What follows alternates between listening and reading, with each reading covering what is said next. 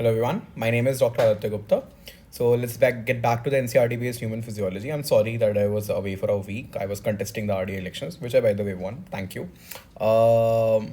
So in this video, we'll be discussing about the regulation of respiration. I know I'm not touching upon the CO2, the transport of CO2 because I believe it's not that tough and कुछ तो खुद भी पढ़ो यार ठीक है so regulation of respiration so the regulation of respiration is rather simple actually you have to realise see हम लोग जब भी whenever we are breathing in breathing out whatever we are doing actually तुम सोचते हो क्या जब तुम सांस ले रहे होते हो no you not doing it ना it is done involuntary because there is a centre in brain that is always regulating this respiration we don't need to voluntary control about respiration this involuntary control is done in a centre in the medulla where in the medulla the center is called the respiratory rhythm center. It maintains the rhythm. हमारी normal respiratory rate कितनी होती है? It's 14 to 16 and this rhythm is maintained by the center in medulla. Remember कहाँ से medulla में होता है ठीक है. Now we sometimes need to increase our respiratory rate, right, whenever we are exercising. Yeah, let's assume somebody chokes you and after that, like, you know, when he removes your hand, then you will breathe lots, like काफ़ी ज़्यादा breathe करोगे, right? So ये regulation of respiration, उस समय क्या तुम सोच के breathe करोगे? Will you do it voluntarily? Let me increase my rate of respiratory rate. No, that again all happens involuntary. So what signal does the body give to this respiratory rhythm center, and how does it give it? कि increase the respiratory rate. This is done with the help of two centers, and these two centers are present. In the medulla itself. There is a chemosensitive area in the medulla itself, where it's present in the medulla itself. Okay, it's present in the medulla itself. Then another area is present, another chemosensitive area is present in the arch of aorta along with carotid. Where? Along with carotid. And what signal does it give? So basically what happens is that whenever the CO2 in our body is rising, remember I'm using my words very carefully, whenever the CO2 in the body is rising or the hydrogen ion, that is acidosis, is occurring in the body, that's when the signal is given to breathe faster. What will happen because of breathing faster? You will remove the CO2 that is present in the alveoli. Okay, you will be obviously getting oxygen also more, but you will be removing a lot of CO2. So our body is dependent upon CO2 as a signal. It is dependent upon CO2 as a signal. It is dependent upon hydrogen ion as a signal. So what happens when we're exercising? When we're exercising, there's a buildup of lactic acid. That lactic acid will cause acidosis, and that acidosis will cause our body to breathe faster. That breathing faster will remove the carbon dioxide, will remove the carbon dioxide that is generated by the muscles while they're using the energy and using the ATPs and everything like that. And at the same point of time, we'll get more oxygen, and that lactic acid will be the major signal for increasing the respiratory rate. Similarly, let's assume somebody's choking us, or let's assume you're holding your own breath. The CO2 buildup in the body will cause when you stop, will cause the respiratory rate to rise. So this happens because of two chemosensitive area, because they are sensing what? Chemicals. And one of them is present in the medulla itself. One of them is present in the medulla itself. Where is it present? It's present in the medulla itself. The second is present in the arch of aorta along with carotid. Okay. Now, along with that, there's another center called the pneumotaxic center. This P for pneumotaxic, P for pons.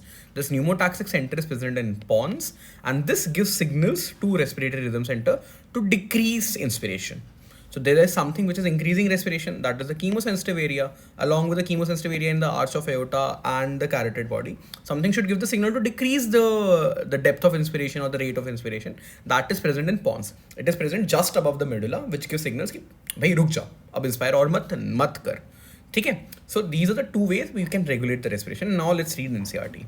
So human beings have a significant ability to maintain and moderate the respiratory rhythm. So we can moderate and regulate the respiratory rhythm. We have a voluntary control over diaphragm as well, but most of the control occurs involuntary. Breathing is involuntary. We're not thinking when we're breathing. Right now, when I'm talking to you, I'm not thinking, hey, I have to, कि मेरे को अभी सांस लेनी है.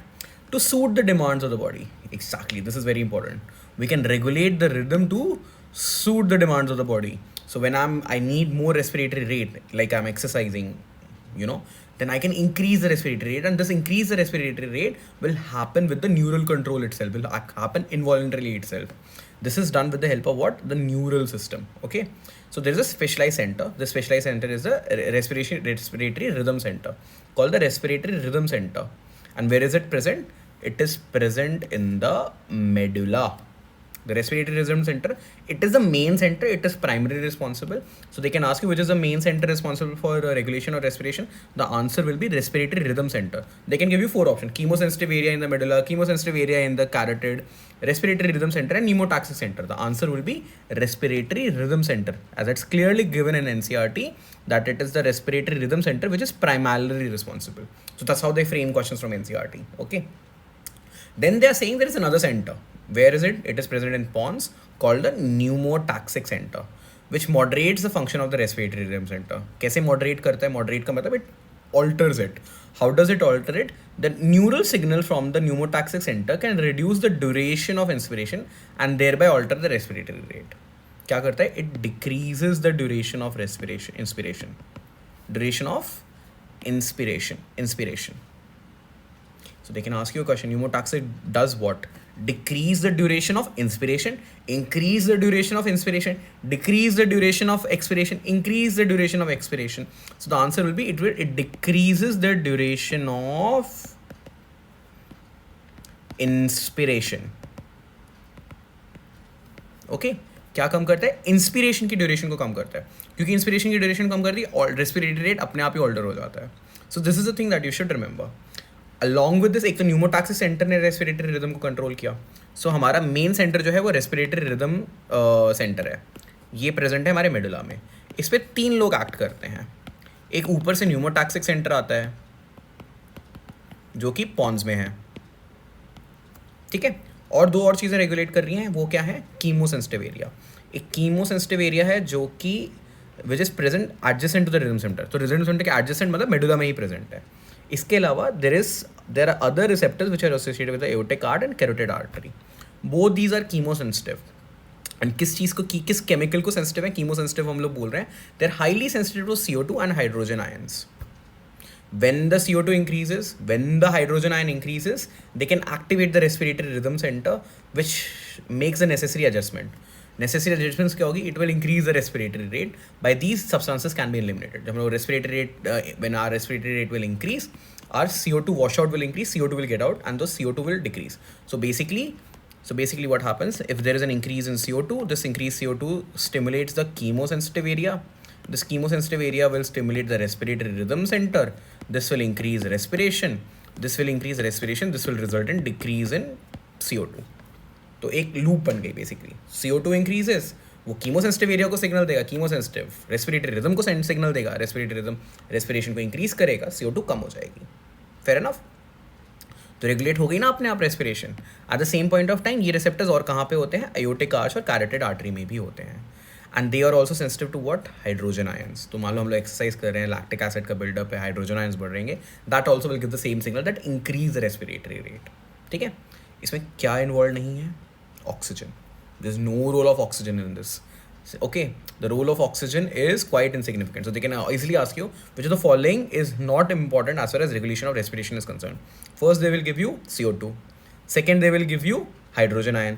Third, they will give you acidosis. Acidosis is equivalent to hydrogen ions. Third, they will give you oxygen, and the answer will be oxygen. तो हमारे respiration को कैसे रेगुलेट कर रहे हैं? एक तो न्यूमोटैक्सिक सेंटर है जो कह रहा है कि कम कर दो duration of inspiration.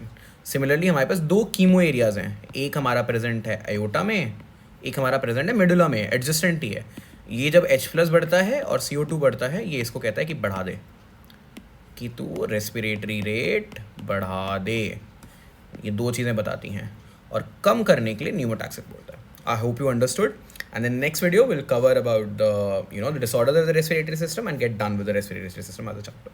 Thank you and have a nice day.